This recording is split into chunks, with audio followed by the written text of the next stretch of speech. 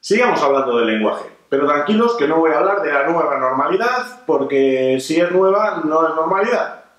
Una de las cuestiones que me llama mucho la atención en esta crisis es el uso del lenguaje inclusivo,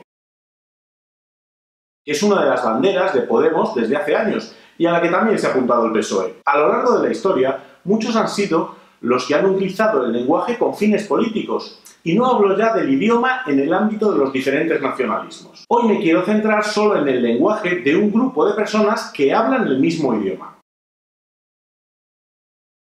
Un ejemplo histórico muy evidente fue la Guerra Civil Española. Según el bando al que se pertenecía, el lenguaje utilizado era muy diferente. Por ejemplo, en la zona nacional, la manera de despedirse era decir adiós, mientras que en la zona republicana se despedía con un salud camarada. Avancemos en el tiempo. Quizás en Gran Bretaña es donde más he podido ver a lo largo de su historia reciente cómo un determinado acento determinaba la extracción social a la que se pertenecía. Las clases más pudientes tenían un acento muy característico y utilizaban un lenguaje determinado, como nos mostró George Cukor en My Fair Lady en 1964. En España nunca ha existido ese clasismo fonético. Cualquier persona con una buena educación podía hablar correctamente sin desentonar en cualquier ambiente social. Pero claro, siempre ha existido la jerga. La RAE define la jerga como lenguaje especial utilizado originariamente con propósitos crípticos por determinados grupos. Por lo tanto, utilizando determinadas palabras, podías comunicarte con un grupo de personas, en algunos casos hasta secreto. Por ejemplo, los masones. El lenguaje era así una manera discreta de reconocerse entre ellos. Pero entremos en el siglo XXI y centrémonos en nuestra España, donde el lenguaje inclusivo se ha convertido en una manera de identificar a un grupo social, o más bien político. La progresía y más concretamente el feminismo progresista. Si estás en una reunión de amigos charlando, por ejemplo, del colegio de tus hijos, y uno de tus amigos habla de los profesores y las profesoras, está claro que a Vox no vota. El mayor problema que tiene este tipo de lenguaje para imponerse es que es demasiado complejo. Hace que el cerebro esté más pendiente en cómo decir las cosas que en las cosas que se dice.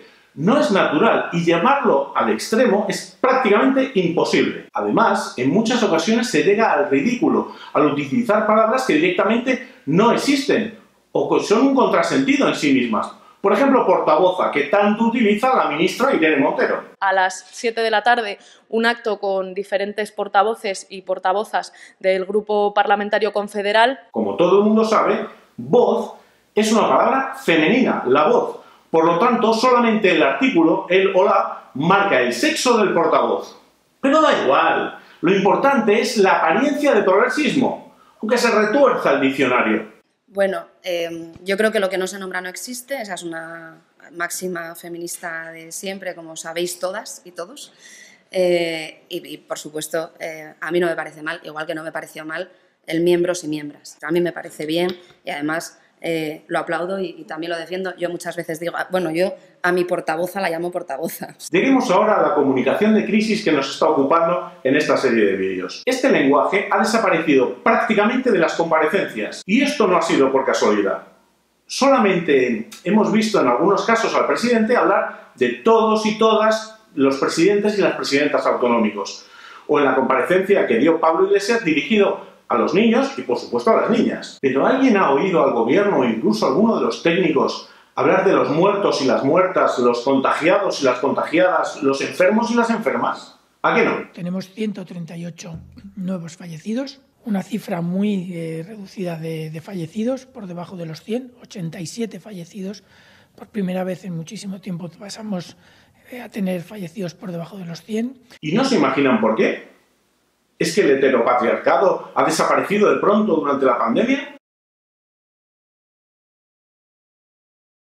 Yo lo tengo muy claro. En primer lugar, es una estrategia coordinada entre todos los intervinientes en las comparecencias, para que lo eviten. Si no es así, no se explica que nadie haya dicho nunca los muertos y las muertas. Pero ¿cuál sería el motivo de hacer eso? El uso del lenguaje inclusivo lleva años desatando polémicas entre ciertos sectores de la sociedad. Y no solo me refiero a los conservadores, también entre los progresistas, que no ven la necesidad de desdoblar el lenguaje constantemente. En una cuestión tan seria como la muerte de decenas de miles de personas, no se entenderían este tipo de expresiones, Por lo tanto, es mejor evitarlas, para no causar un rechazo innecesario.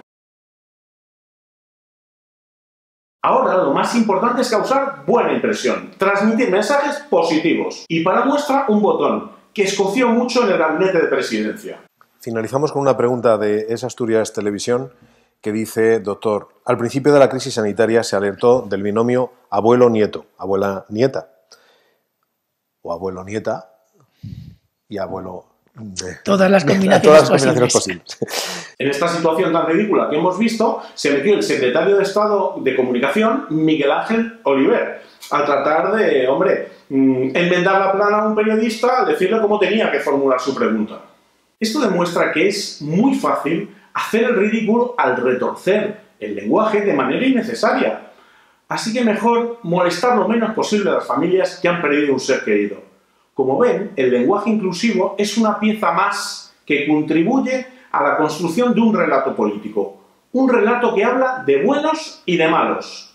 De cómo el lenguaje nos ayudará a reconocer a los buenos, los nuestros, frente a los malos, ellos. Está claro que tú, votante, ¿con quién quieres estar? ¿Con los buenos o con los malos?